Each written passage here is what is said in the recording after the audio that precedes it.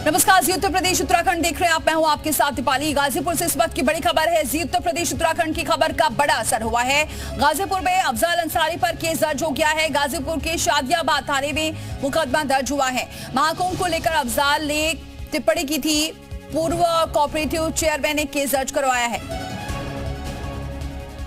तो शादियाबाद में ही अफजाल अंसारी ने महाकुंभ को लेकर विवादित टिप्पणी की थी। इसी को लेकर अब आपको बताएं केस दर्ज हो गया है। शादियाबाद थाने में मुकदमा दर्ज हुआ है। महाकुंभ को लेकर अफजाल अंसारी ने टिप्पणी की थी। आपको बताएं कोऑपरेटिव चेयरमैन ने पूर्व कोऑपरेटिव चेयरमैन ने ये केस दर्ज करवाया है। जी उत्तर प्रदेश उत्तराखंड ने कल इस खबर को प्रमुखता से दिखाया था कि किस तरह से अफजाल अंसारी महाकुंभ को लेकर विवादित बयान देते नजर आ रहे हैं। जो लोग महाकुंभ में जा रहे हैं, क्या सभी को स्वर्ग मिलता है? इस तरीके की बातें उन्होंने कल कही थी। बैकुंठ मिलता है, इस तरह की बातें विवादित टिप्पणी दी थी, जिसके बाद अब इस खबर का असर हुआ है और शादियाबाद थाने में केस दर्ज हो गया है। महाकुंभ पर टिप्पणी की थी। पूर्व कोऑपरेटिव चेयरमैन ने ये केस दर्ज करवाया है। तो अब मुश्किलें बढ़ सकती है। अफजाल अंसारी की महाकुंभ को लेकर टिप्पणी की थी, विवादित बयान दिया था और इसी को लेकर अब ये केस दर्ज हुआ है। पूर्व कोऑपरेटिव चेयरमैन ने केस दर्ज किया है। तो कल महाकुंभ को लेकर विवादित टिप्पणी की थी कि जो लोग, इतनी भीड़ जो पहुंच रही है, इसके वजह से जो लोग पहुंच रहे हैं, क्या सभी बैकुंठ जाएंगे? ऐसे में तो कहीं जगह नहीं होगी बैकुंठ में। इस तरीके की बयानबाजी की थी अफजाल अंसारी ने और इसी के बाद लगातार आलोचना की जा रही थी अफजाल अंसारी की और अब केस दर्ज हो गया है। ये देखिए, वो कॉपी भी आपको दिखा रहे हैं। खबर का असर आप देख सकते हैं। यूपी उत्तराखंड की खबर का असर है और ये वो कॉपी है एफआईआर की। तो केस दर्ज हो गया है। पूर्व कोऑपरेटिव चेयरमैन ने ये केस दर्ज करवाया है। महाकुंभ को लेकर जो टिप्पणी की थी अफजाल अंसारी ने, जी उत्तर प्रदेश उत्तराखंड ने कल इस खबर को प्रमुखता से दिखाया था। लोगों की भी प्रतिक्रिया जानी थी और ऐसे में अब फंसते हुए नजर आ रहे हैं। केस दर्ज हो गया अफजाल अंसारी पर। तो गाजीपुर के शादियाबाद में ये केस दर्ज हुआ है। पूर्व कोऑपरेटिव चेयरमैन ने केस दर्ज कराया है। यूपी उत्तराखंड की खबर का असर है। कल दिन भर यूपी उत्तराखंड ने इस खबर को दिखाया था कि किस तरह से विवादित टिप्पणी की, क्या कहा और उसके बाद लोग उसको लेकर क्या सोचते हैं। आलोक हमारे सहयोगी इस खबर पर जुड़ चुके हैं। आलोक, जी उत्तर प्रदेश उत्तराखंड की खबर का असर हुआ है, केस दर्ज हुआ है, क्या कुछ केस में दर्ज करवाया गया है? जी देखिए, शादियाबाद में संत रविदास जयंती के अवसर पे अफजाल अंसारी वहां एक जनसभा को संबोधित कर रहे थे। इस दौरान उन्होंने जो है धार्मिक महाकुंभ को लेकर एक टिप्पणी की थी, जिसमें उन्होंने जो है कहा था कि नरक में बचेगा कौन, स्वर्ग फूल हो चुका है। इस तरह की उन्होंने बयान दिए थे, जिसपे धार्मिक भावनाओं को भड़काने की बात की जा रही थी। जिसमें देव प्रकाश जो पूर्व चेयरमैन है कोऑपरेटिव के, उन्होंने जो है अफजाल अंसारी के खिलाफ धार्मिक भावना भड़काने के मामले में मुकदमा दर्ज कराया 299 353 2 के तहत बीएनएस, और उसके बाद कार्रवाई पुलिस के द्वारा की गई है। जी ठीक है आलोक, बहुत शुक्रिया ये जानकारी हम तक पहुंचाने के लिए। तो अब ये आगे देखना होगा क्या कार्रवाई की जाती है। लेकिन धार्मिक भावनाओं को आहत किया है अफजाल अंसारी ने, जिसको लेकर लोगों में भी काफी गुस्सा देखने को मिल रहा था। जी उत्तर प्रदेश उत्तराखंड ने भी कल इस खबर को प्रमुखता से दिखाया था कि किस तरीके से धार्मिक भावनाओं को आहत किया है अफजाल अंसारी ने। महाकुंभ को लेकर जो टिप्पणी की थी, उसको लेकर लोगों में भी नाराजगी थी। अब इस पूरे मामले में केस दर्ज हो गया है और पूरा मामला क्या है आपको बताते हैं।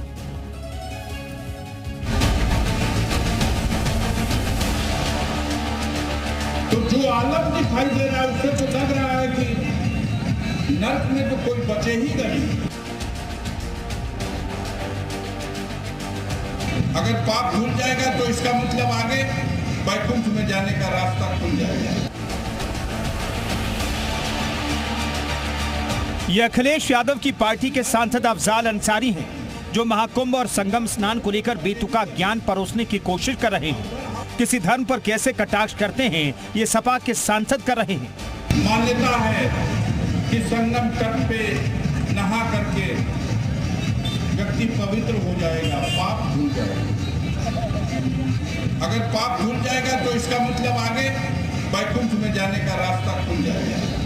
गाजीपुर के शादियाबाद इलाके में कार्यक्रम के दौरान अफजाल अंसारी ने सनातन की आस्था पर एक के बाद एक प्रहार किए।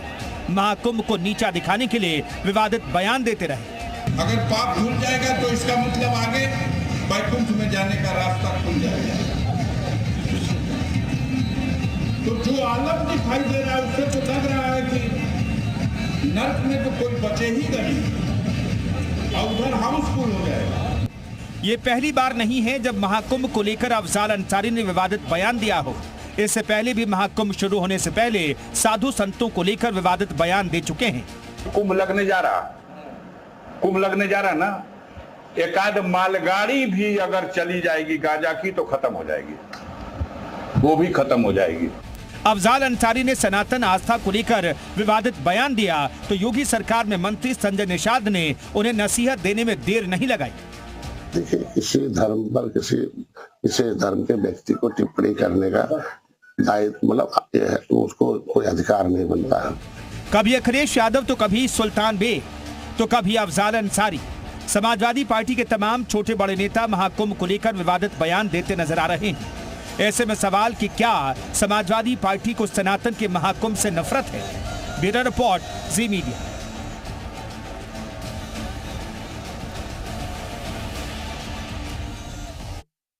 अमीक जमई जी हमारे साथ जुड़ चुके हैं, सपा नेता हैं। बहुत स्वागत है अमीक जमई जी हमारे साथ जुड़ने के लिए।